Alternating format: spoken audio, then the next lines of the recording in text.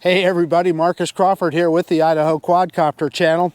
Hey, I've made a couple of videos with the Autel Evo Nano Plus so far, and I've seen a couple of issues with it. So let's put it up against its natural competitor, the DJI Mini 2. I'm at the schoolyard over by my house, the exact same place where I had my first flight with this on a very, very cold day. It's about 20 degrees warmer right now than it was that day. But what I want to do is I want to fly kind of a similar pattern with this drone as I did that day and check the video. And of course what we're looking for is those little shakes in the video that I saw that day and a little bit of jello that we saw. But I'm going to try and do the same thing with the DJI Mini 2 as well. We're just going to fly them both in the same pattern, and maybe we can just take a look at the video. So anyway, that's about it. The sun is going down, so let me quit messing around. Let's get these birds in the air. Hey, before we start the flight with the Autel Evo Nano Plus, I need to tell you about a little anomaly that I had once I looked at the files off the SD card. The high definition file that the Nano Plus saves quit partway through recording the video. I have the lower resolution thumbnail file, and I also have a lower resolution file that is saved to my mobile device. So we'll switch to that when we get to that point. Obviously that's going to make it hard to compare the video quality between the two drones, but it is what it is. Clearly it was a problem with the Nano Plus, so that's why I'm showing it. But we also looked at some other things. We looked at some speed of the drone and so forth, so that's why I'm going to show you the whole video. On with the show. Okay, I've got everything fired up with the Autel Nano, and it is grabbing some satellites now. We're just about ready to go. It says gimbal is self-checking, please take off later. Safe to fly now. Okay, so we're good to go there. I'm going to wait to start recording with the Nano Plus until I take off, because it does that anyway. Even if you start recording first, it will shut down record. It'll record in a lower resolution, and then as soon as you take off, it'll go into that 4K. So anyway, let's just do a manual takeoff. So both sticks in, and we'll get the guy in the air. And there we are. So let's start recording, and I'll bring it in here real quick. We'll get it into the camera so we can take a good look at it.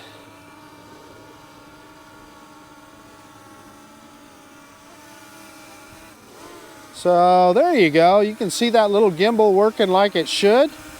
And I'll tell you, this drone is just a pleasure to fly. It flies really well.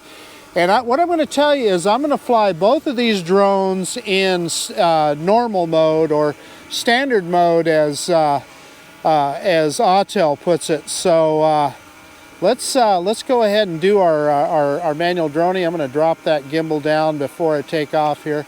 So reverse and up now, reverse and up. And I'll tell you what, this thing is a pleasure to fly. Holy cow, does it fly good. So we'll get back there. How fast are we going? We're going about 6 meters per second in reverse in standard mode. Let's just immediately, we went out there, what, about 98 meters from where we took off. I'm going to swing it around here, and there's our favorite cell phone tower right there. I'm going to pick that gimbal back up, and look at that. It sees, well, it says it sees something a half a meter in front of it. I don't know what that would be, because it's, as you can see, there's nothing in front of it. But anyway, let's go ahead and raise the drone up.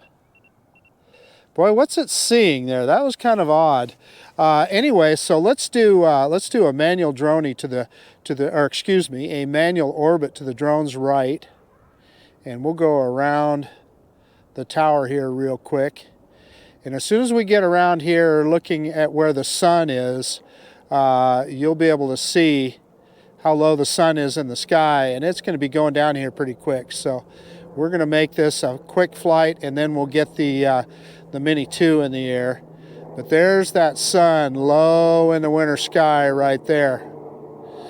Okay, so from here, what I want to do is I want to turn around and I want to go over the top of Discovery School and get that shot where we're looking out over the top of the school and towards the Boise front. And there's a good reason for that. One of the reasons is that it kind of creates a shot where you get some color because there's a play structure on the other side of the school there, and then you get some things in the near field and a little more distant too. So I'm going to pick up the gimbal just a little, and I'm full stick forward, and we're at about 8.8 meters, almost 9 meters per second. No, over 9 meters per second now. Okay, so we're going to stop right there. And this is where I remember when the first time I flew this, I saw a few jiggles here. So from here, let's turn back around. We're going to go forward, back around, and come back towards us where I'm standing here over by Pathways School. And we're going to try out a little bit of zoom. So again, full stick forward, and you know, we're up to full speed. We're up to almost 10 meters per second, and that's full speed in manual mode. So let's see, we're at about 100 and let's go in a little bit, 125 meters or so away. And I'm going to drop the gimbal down. I'm going to focus in on myself. And what am I doing wrong here? I don't see that zoom that I've seen before. Oh, there, I just needed to touch it. Okay, so there we're at 1 times zoom, and we're going to go into 2 times zoom, and then we're going to go into 4 times zoom. And I'll tell you what, that's looking nice and steady. The other day when I did that, you could definitely see the shakes, and that's me adjusting the getting centered up there. So yeah, I'm telling you, that looks nice and steady. No complaints there. And in zoom is where you're going to see things move around. Now my hands are completely off the stick now, and I'm seeing just a little bit of drift, but that's nothing to be too worried about. It's there's a little bit of a wind today, so no big deal there. Okay, so let's go back to just 1 by, and let's just do a little bit of a flyabout here. And again, what we're focused on here with both of these drones is video quality. That's what this test is all about. And I guess we can also say that, you know, with some of the anomalies that we've seen with this particular drone with inconsistent speeds, although that doesn't seem to be the case here today. I'm full stick, and yeah, that was about 7 meters per second. I've heard people with a lot of theories on the speed on this guy. I really think it's wind related, and how much, whether it's into the wind or not. Now I'm looking at my, I'm seeing a little tiny bit of a tilted horizon here.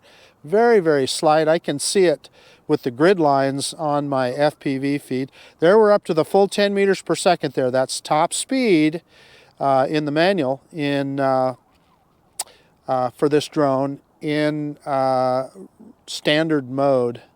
So let's go around here, and we're going to go to the other side of the school grounds here.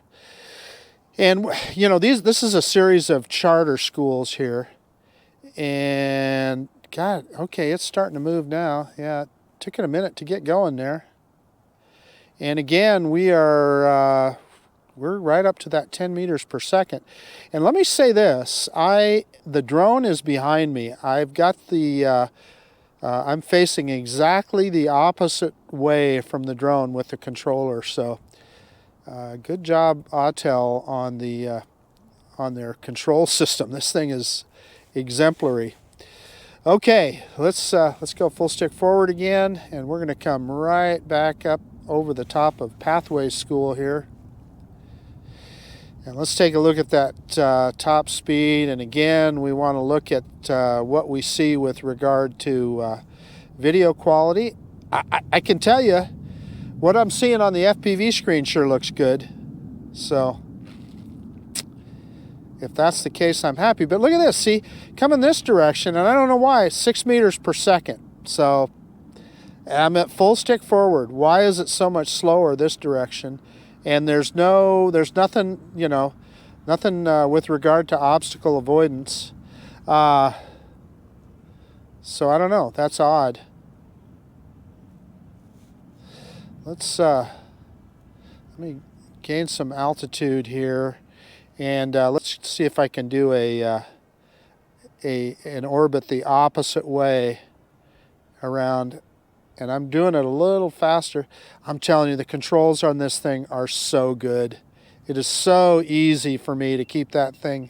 And look at that, now we're getting that, looking into the sun, we got that aircraft nose warning. So I'm sure that was sun related on the obstacle avoidance.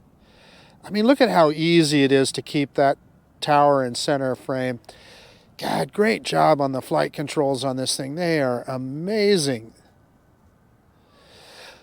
Okay, I'm going to do one more thing here. I want to go back to the other corner of the park here, and I'm going to turn off obstacle avoidance and fly due east again, where we saw that we couldn't get it up to speed, and let's see if that makes any difference. Just a thought. And then we'll bring it in and land it, and we'll put the Mini 2 up in the air. I'm telling you, what I see on FPV with this drone sure looks good. I can tell you that much, video-wise. I'm not seeing any noticeable shakes on FPV. Okay, we're faced this direction again. I'm going to turn off obstacle avoidance. And let me adjust that vector just a little bit. And we're pointed exactly the same. And you know what? I'm going to drop it back down to the 30 meters that we were at last time. A little higher. And let's go, well, I didn't get that exactly right, but I'm full stick forward again. And let's see how fast it goes. Because I know some people have said that perhaps it's the obstacle avoidance that affects the speed, but I don't think that's the case. Yeah, see, it's well below. Yeah, it's starting to pick up speed a little bit now, but it's about, now it's slowing down. It's about 7 meters per second. So, yeah, I mean, whatever the speed situation is, I don't think it has anything to do with obstacle avoidance. Okay, I'm going to fly it out here over Discovery School, and we're going to do a return to home. And I think this guy might even execute a precision landing for us. So we're going to find out. So let's just point it right, go right over the top of the school. And stop right there. And I am going to hit return to home on the controller. Oh, you know what? I want to turn OA back on. Okay, OA is back on, and I hit that controller. It's taken the command immediately. And yeah, one thing about that OA is I'm probably about the height of the cell phone tower, but I don't have to worry about it because this guy has got obstacle avoidance. So this is me dropping the gimbal as we get closer here. So let's bring it down, and let's see if we can get a precision landing. Okay, the gimbal's pointed straight down. It's reorienting itself. I don't know why it says unsafe environment, but I'm going to click landing. What didn't it like about that environment that it said was unsafe? Well, it's not going to be a precision landing, but it's going to be, it looks like it's going to straddle that crack in the sidewalk here, which is okay. That's not going to hurt anything. And it picks up the camera, and there it goes. I mean, it's exactly, it's exactly on the crack on the sidewalk. Yeah, and you guys, you saw that on the GoPro, so that's cool. Okay, and I love that it shuts off video. Let me get this one shut down and get the Mini 2 fired up, and man, my fingers are cold. Hey, okay, so I've got the Mini 2 all fired up. We're all connected. It says it's ready to go. We're in normal mode. I'm going to take one quick look at the safety menu. Yeah, we're good to go there. I'm going to drop the return to home height down a little bit. Yeah, I see no reason why we shouldn't take off here. So we're going to do a manual takeoff. Both sticks down and in. Fires up the motors.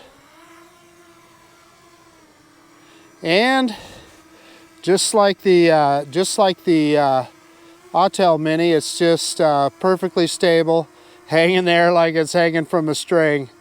Boy, both of these companies do such a great job with that. Let's bring it in, and we'll rock it back and forth here a little bit, let you see how that gimbal is working. And yeah, so I guess at this point, again, we're in what DJI calls normal mode. We are going to do a manual droney, so reverse and up now. One thing I didn't do was drop that gimbal down. I went too far, and now I'm cross coupling because I'm looking at the gimbal. Yeah, let me do that over again, guys. I was messing around with the gimbal and not paying attention to what I was doing. So we'll start that all over again. Bring this guy into us. I'll tell you, just subjectively right now, as I'm sitting here messing with the drone, it definitely feels faster, right? It's kind of interesting flying them back to back. Okay, so I'm gonna promise I'll do better this time. So reverse and up now.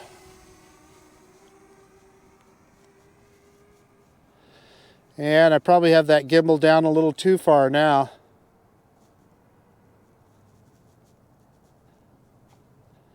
That's about 30 meters, and I think we were only about 100 meters out, so I went further with this drone than I went with the Autel Mini. So, you know, trying to get it exact is not certainly not a perfect science.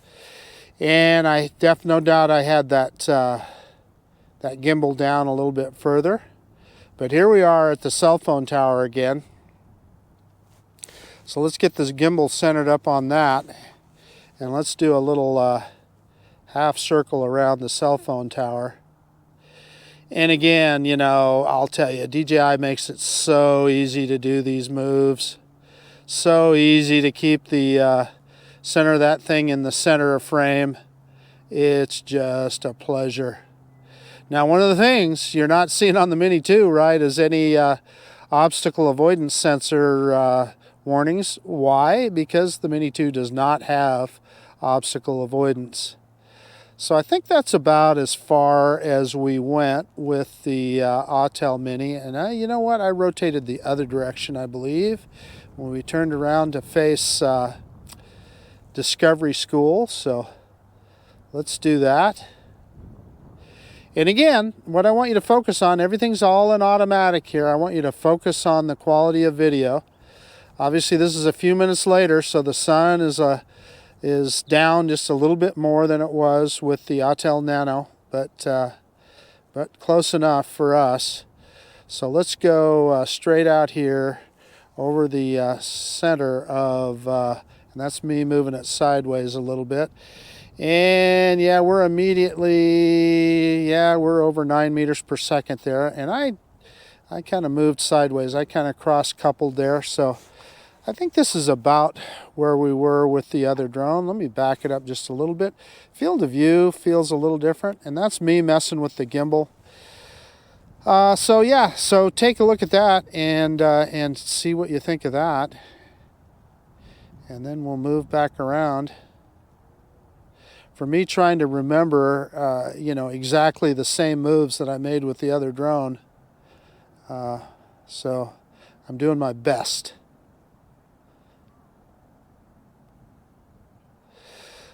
Okay, so then we're going to come back over here and we're going to get just to the side of the, I'm trying to remember how far away from me I was when we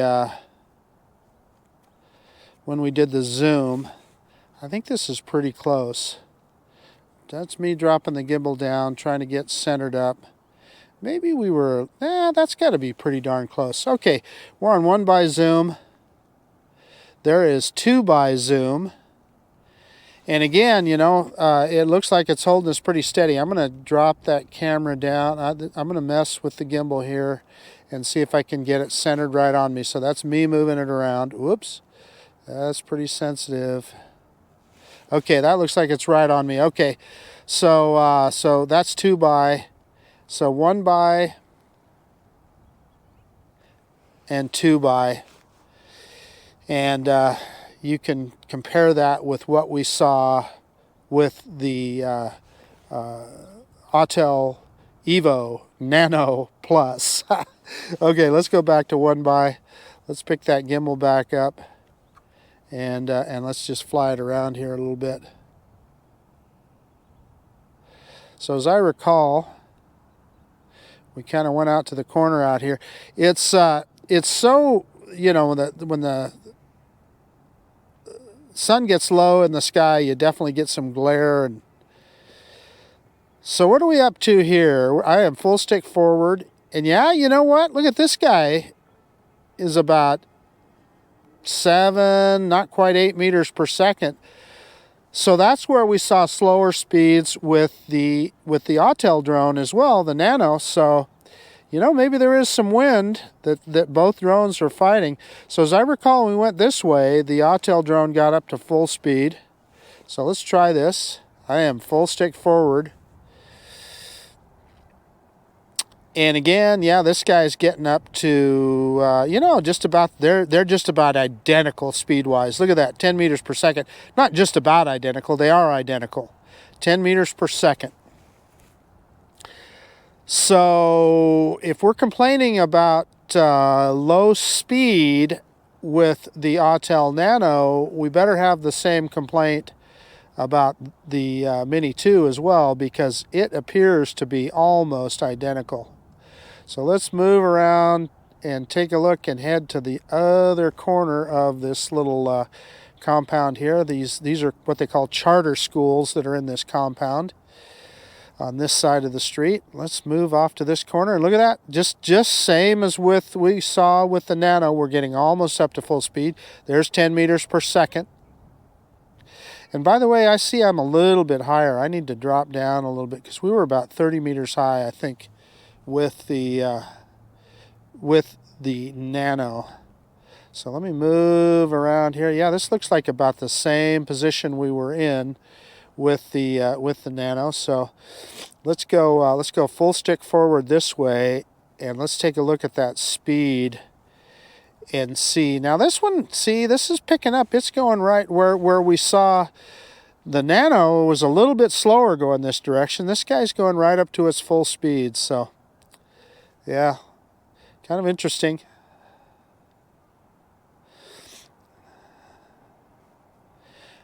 Okay, let's get in position, and as I recall, we did a little get a little closer. We did an orbit the opposite direction, so I'm going to see if I can do that with this guy too. Manual orbit. Try and keep that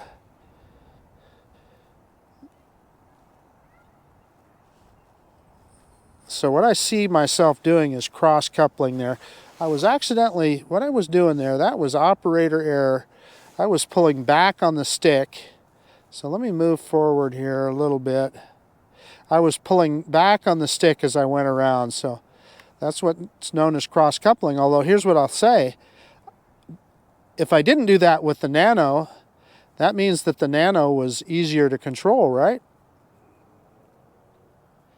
I'm having to actually physically force myself to push forward on the stick on this guy to keep myself from backing it up, which is kind of interesting. But I will say, yeah, look at, see there, I'm doing it again. Yeah, so I'm going to give the edge to the Nano there. I mean, I had a much easier time getting a good good orbit. Of course, my fingers might be a little colder now too.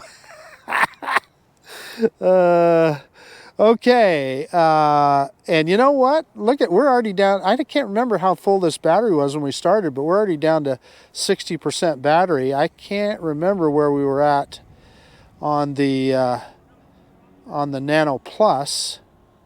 We'll have to take a look at that in when I take a look at the screen recording of that one. So anyway, oh gosh, look at, I even gained in height too. I was 50 meters high.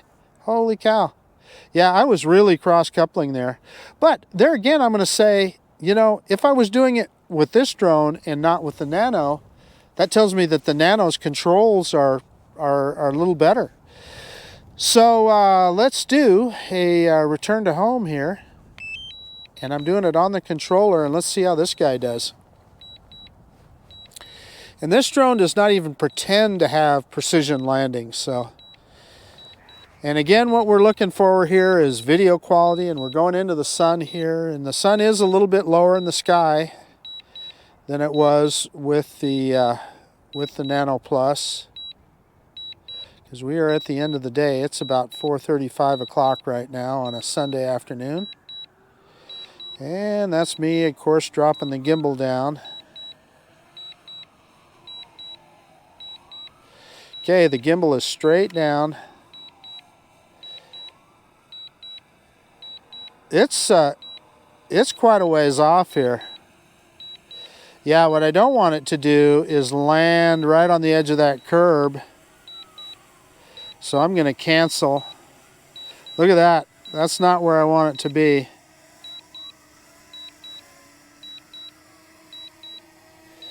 That's not going to be good. So I canceled there. I did not want to land the drone right on the edge of that curb. So that's me moving it forward.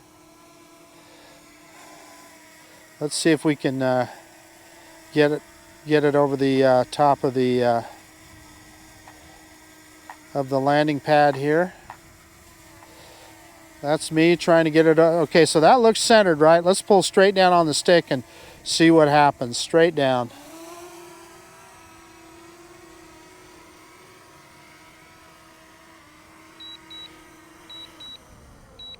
Bingo.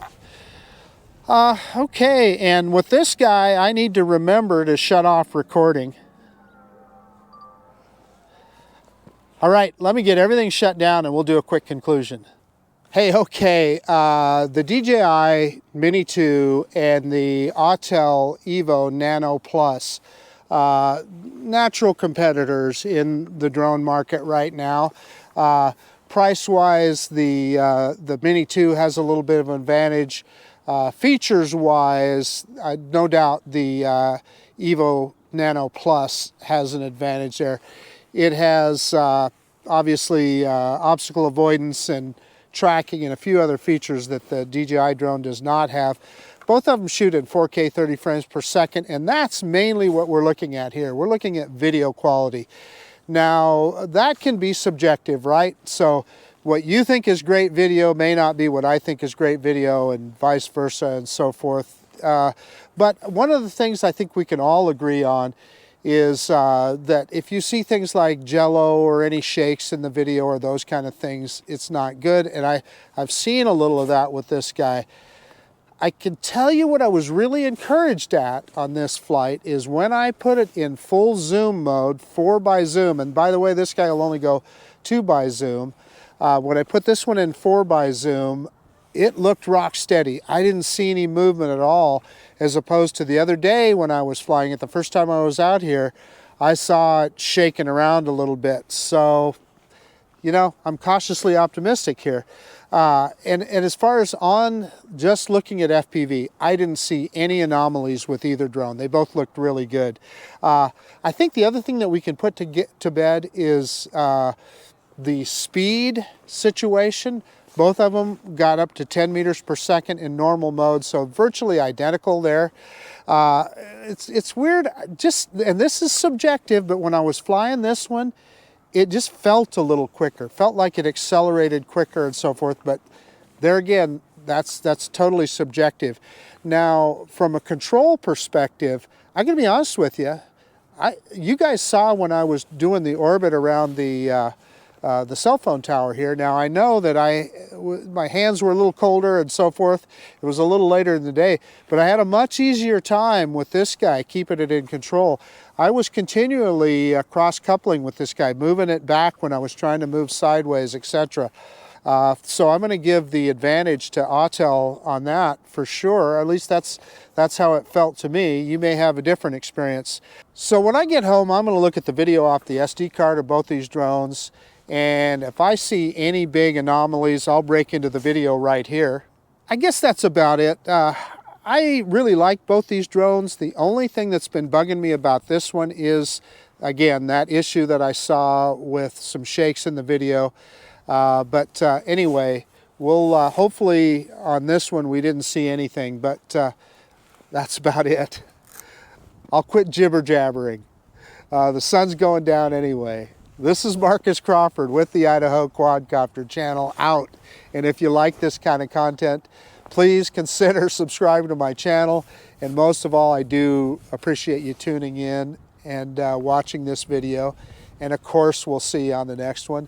The Autel Evo Nano Plus and the DJI Mini 2, kings of the mini drone world. Talk to you guys later.